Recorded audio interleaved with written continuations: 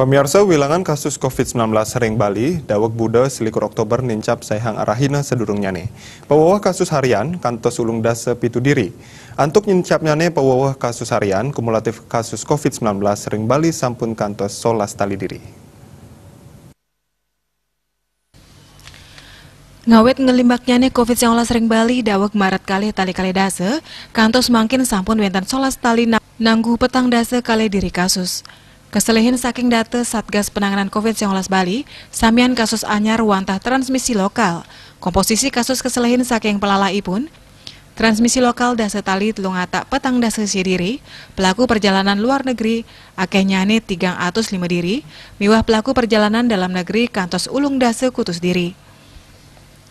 Samian kabupaten kota nyinayang kasus anyar, pengelalaipun kanton akeh ring te 3 kabupaten kota minekadi ring Denpasar, Tabanan miwah Badung. Kasus pasien padam talar kanton wenten, kejantenang kali kabupaten sana nyinayang pewawah pasien padam sangkaneng COVID-19. Saking kabupaten Gianyar adiri miwah saking Buleleng malih adiri. Kumulatif korban jiwa ring Bali kantos 353 diri. 350 siki WNI miwah kalih diri WNA. Kasus kena raine mangkin pine akeh saking kasus anyar. Wenten sangang dase 5 diri sane kejantenang kenak.